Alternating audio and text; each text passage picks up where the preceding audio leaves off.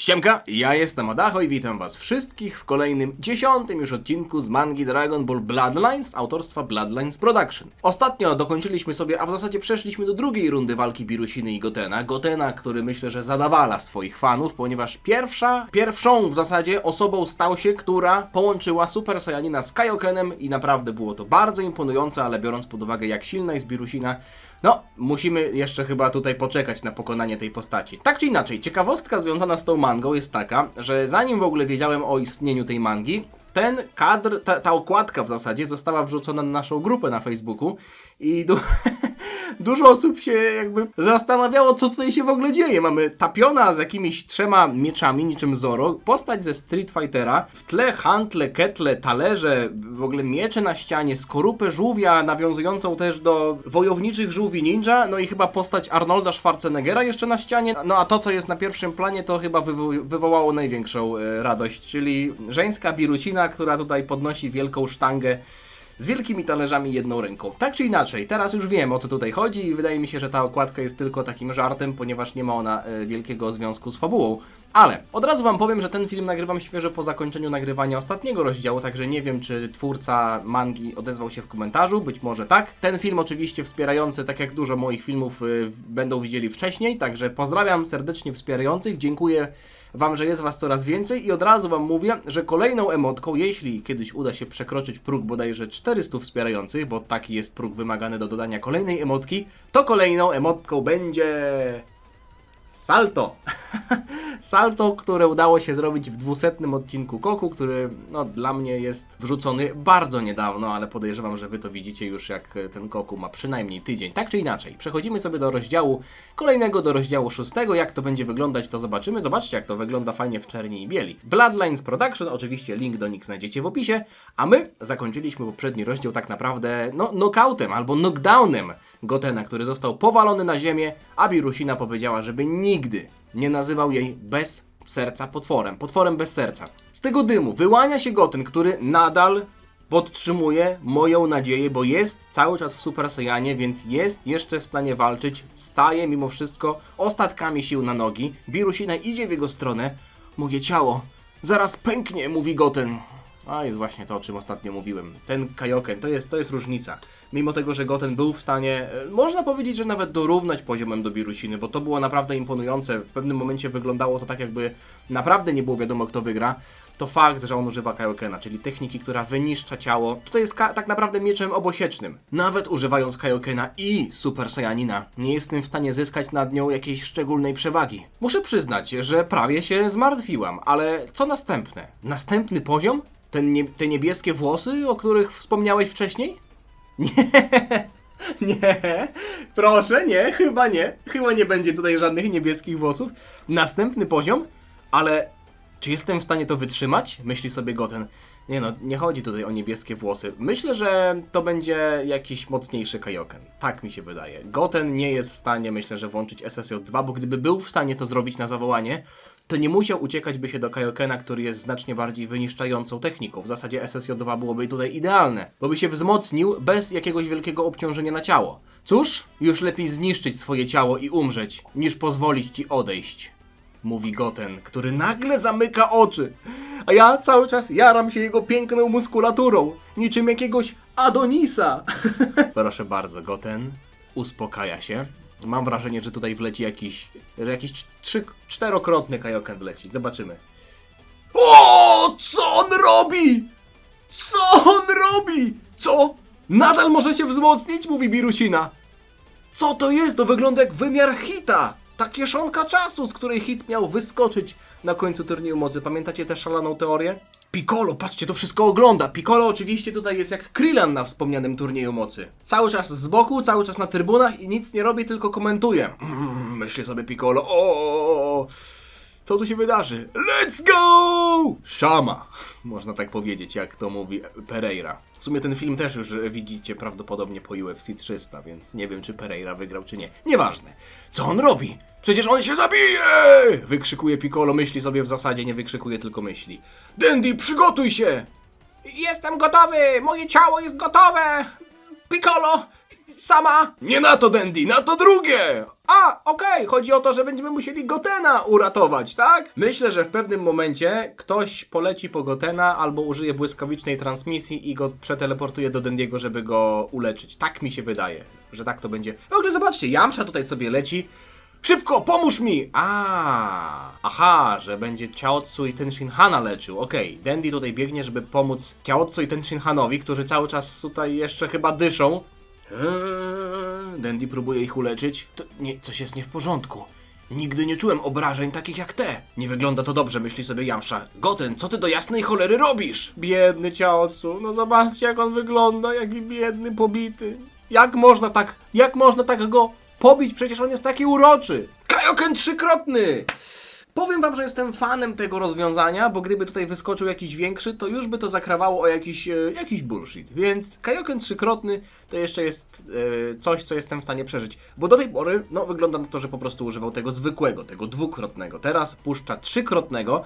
Myślę, że to jest wszystko, co Goten będzie w stanie zrobić, że więcej już nie wytrzyma. Birusina, spokojna mimo wszystko. Spokojnie patrzy na Gotena, wokół którego światło zaczyna coraz bardziej rozbłyskać. Goten stawia swoje życie na szali. Wielki słup, dosłownie jak Beacon w Minecrafcie. Aż mi się przypomniało dosłownie te czasy piękne, jak grałem w Minecrafta. Tylko jakie ustawienie tam Goten ustawił? Czy może szybsze bieganie? Czy może szybszy skok? Większy skok? Czy może szybsze kopanie? Może niech ustawi szybsze kopanie, to będzie szybciej kopał w Birusinę, bo tutaj dużo kopniaków ostatnio wyprowadzał. No głupoty, już gadam, głupoty. Goten wzmacnia się. Trzykrotny Kaioken. Zobaczymy, czy będzie w stanie on jakkolwiek zbliżyć się do Birusiny. Ja stawiam, że może ją pobić na tyle, że ta walka się zakończy. Że Birusina powie, jeszcze ci pokażę na następnych zawodach. I Goten wtedy upadnie na ziemię, ktoś go uratuje. Tak myślę, że to może wyglądać. Chociaż jeszcze chyba tego się nie dowiemy w tym rozdziale, ale kto to wie. Dwójka bojowników stoi naprzeciwko siebie. Birusina spokojna i poważna. Goten również otoczony czerwono-złotą aurą. Można byłoby powiedzieć pomarańczową, ale nie. To nie jest żadna nowa forma, to jest nałożenie Super Saiyanina i Kaiokena. Coś, czego jeszcze nikt w historii nie zrobił, nie licząc filorowego odcinka z Paikuhanem. To dziecko jest niesamowite. Staje się coraz silniejsze i silniejsze. Ale nawet z jego nową mocą, myślę, że nadal mam przewagę, myśli sobie Birusina. Goten? Wiem, do czego to jest nawiązanie.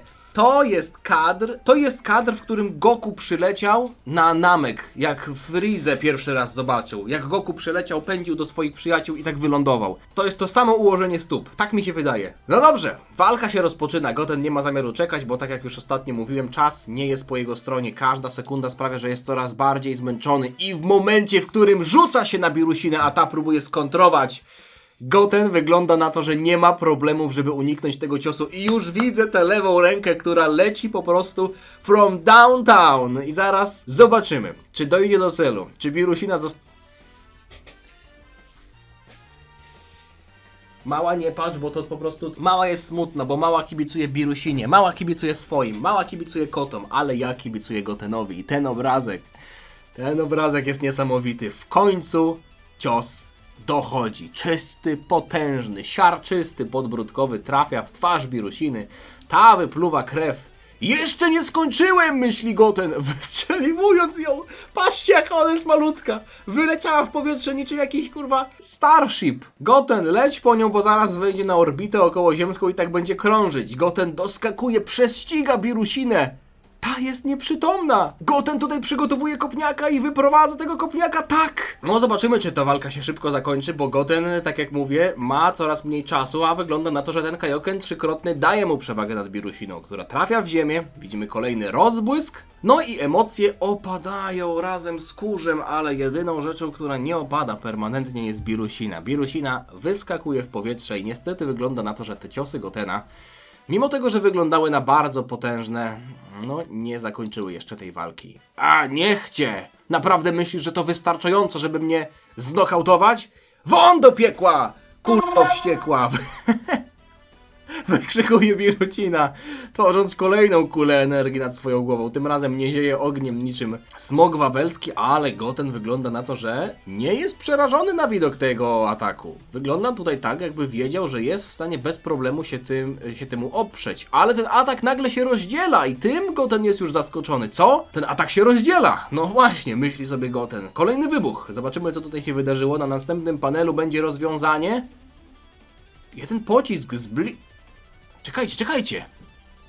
ten pocisk zbliża się do Gotena, ale to jest ręka Birusiny, bo mamy tutaj tę skórę i ten element ubioru, który Birusina ma na przedramieniu, to jest ręka Birusiny, która chyba tuż przed uderzeniem w Gotena detonuje ten atak. Tak mi się wydaje, żeby złapać Gotena w wybuch. Tak myślę. Aj, zobaczcie, chyba tak to wyglądało, że wznieciła kurz tym pierwszym atakiem, a te kolejne wtedy tak naprawdę atakują tutaj na ślepo. No ale Goten tak naprawdę jest w stanie wyczuwać ki, także myślę, że może te ataki mimo wszystko wyczuć. Lepiej już zostań na deskach tym razem. Ha, ha, ha, ha, ha! Śmieje się Birusina, która jest pewna swojego zwycięstwa, ale ja i zresztą wy też już na pewno tyle Dragon Ballowych mang czytaliśmy, że wiemy, że jak ktoś się cieszy, stojąc naprzeciwko kurzu, w którym niby ma leżeć przeciwnik, to nigdy się nie kończy tak, że ten przeciwnik jest pokonany. Więc ja po prostu czekam na Gotena, który z tego kurzu wyskoczy. Jest cały i zdrowy.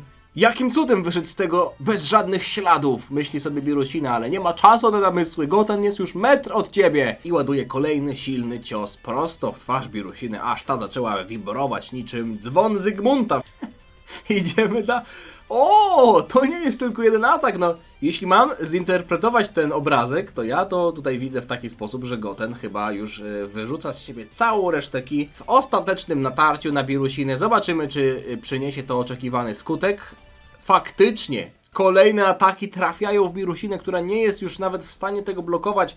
No myślę, że Goten stawia tutaj wszystko na jedną kartę. Albo wszystko, albo nic. Albo wóz, albo przewóz. Albo ty, albo ona. Ja stawiam na ciebie, Goten.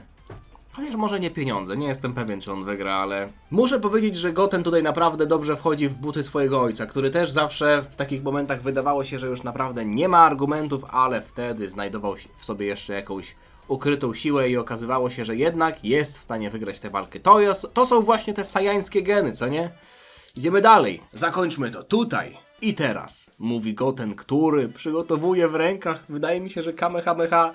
Birusina jest nadal oszołomiona, leżąc w ziemi, z grymasem twarzy, z zamkniętymi oczami. My widzimy wielką, elektryzującą się kulę i tak, będzie to Kamehameha, którego ten wypuszcza w stronę Birusiny. Widzimy kolejny wybuch i jak to się zakończy? No okej, mógłbym zakończyć w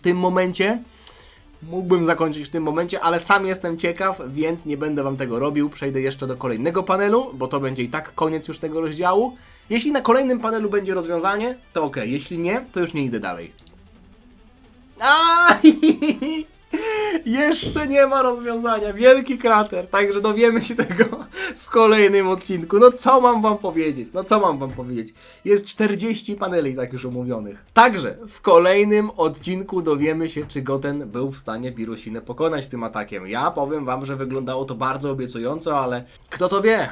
Już przed chwilą mieliśmy sytuację, w której ktoś wychodzi z kurzu i nagle się okazuje, że nic mu to nie zrobiło. Także ja myślę, że tutaj nie ma co jeszcze chwalić dnia przed zachodem słońca. Pozdrawiam was wszystkich, dziękuję za dotrwanie do tego momentu. Oczywiście wspierający ten film zobaczył wcześniej, więc myślę, że też kontynuację tej historii wrzucę wam wcześniej. Dajcie znać w komentarzu, co sądzicie, a jeśli wam się podobało, to zostawcie lajka, zostawcie suba i zostawcie jeszcze lajka na fanpage'u Bloodlines Production na Facebooku, że tam obserwacje, czy co tam się zostawia na Facebooku. Link do autorów oczywiście znajdziecie w opisie. Tyle ode mnie, życzę wam miłego, spokojnego dnia i widzimy się niebawem. Trzymajcie się, na razie.